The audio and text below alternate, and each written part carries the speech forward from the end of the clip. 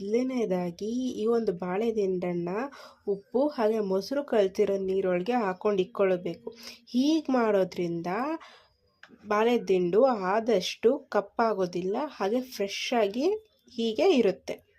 ಈಗ ಸಿಪ್ಪೆ ಸುಲಿದಿರುವಂತಹ ಬಾಳೆದಿಂಡನ್ನ ಸರ್ಕಲಾಗಿ ಕಟ್ ಮಾಡ್ಕೊಂಡಿದ್ವಲ್ಲ, ಆ ಬಾಳೆದಿಂಡನ್ನ ಇವಾಗ ಉಪ್ಪು ಮತ್ತು ಮೊಸರು ಹಾಕಿರೋ ನೀರಲ್ಲಿ 2 ಮಿನಿಟ್ಸ್ ಬಿಡಿ. 2 ಮಿನಿಟ್ಸ್ ಆದಮೇಲೆ ಈ ಥರ ಚಿಕ್ಕದಾಗಿ ಕಟ್ ಮಾಡ್ಕೊಳ್ಳಿ.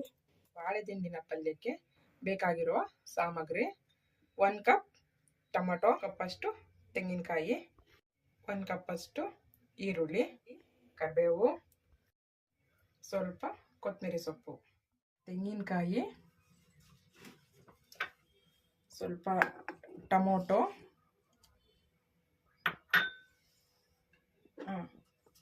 ಇದನ್ನು ಹಾಕಿ ರುಬ್ಕೊಳ್ಳಿ. ಈ ರೀತಿ ಪೇಸ್ಟ್ ಮಾಡ್ಕೊಳ್ಳಿ ತೆಂಗಿನಕಾಯಿ ಮತ್ತು ಟೊಮೊಟೊನ. 1.5 ಚಮಚ ಅಷ್ಟು ಅಡುಗೆ ಎಣ್ಣೆ ಹಾಕಿ, ಎಣ್ಣೆ ಕಾದ್ಮೇಲೆ ಸ್ವಲ್ಪ ಸಾಸಿವೆ,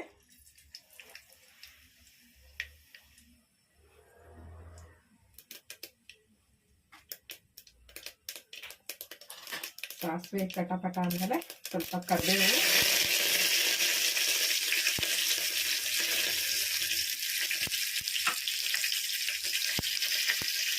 ನಂತರ ಸ್ವಲ್ಪ ಈರುಳ್ಳಿ,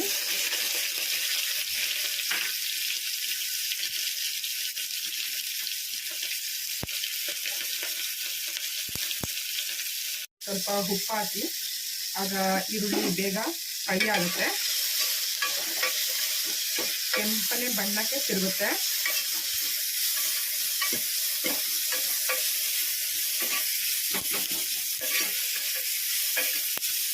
ಈರುಳ್ಳಿ ಕಂದು ಬಣ್ಣಕ್ಕೆ ತಿರುಗಿತು.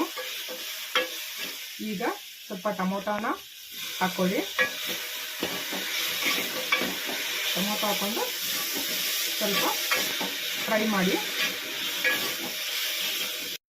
ಟೊಮೊಟೊ ಮತ್ತು ಈರುಳ್ಳಿ ಫ್ರೈ ಆದಮೇಲೆ ಬಾಳೆದಿಂಡನ್ನು ಹಾಕ್ಕೊಳ್ಳಿ.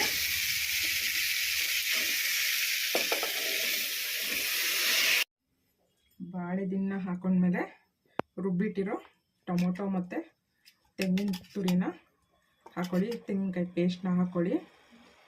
ನಂತರ ಮಿಕ್ಸಿ ಜಾರ್ಗೆ ಸ್ವಲ್ಪ ನೀರು ಹಾಕ್ಕೊಂಡು ಆ್ಯಡ್ ಮಾಡಿ. ನಂತರ 1 ಚಮಚ ಖಾರ ಪುಡಿ, ಇನ್ನೊಂದು 1/2 ಚಮಚ ಹಾಕ್ತೀನಿ. ನಿಮ್ಮ ಖಾರಕ್ಕೆ ತಕ್ಕಷ್ಟು ಖಾರ ಪುಡಿ ಹಾಕ್ಕೊಳ್ಳಿ. ನಿಮ್ಮ ಮನೇಲಿರೋದು ಸಾಂಬಾರು ಪುಡಿನೇ ಸಾಕು. ಸ್ವಲ್ಪ ನೀರನ್ನ ಆ್ಯಡ್ ಮಾಡಿ. ನಿಮ್ಗೆ ಬೇಕಾದಷ್ಟು 1.5 ಚಮಚ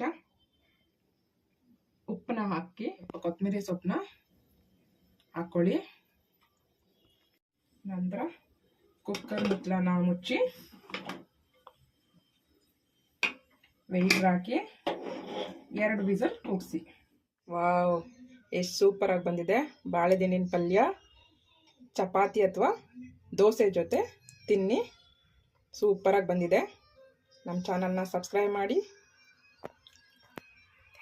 ಥ್ಯಾಂಕ್ ಯು.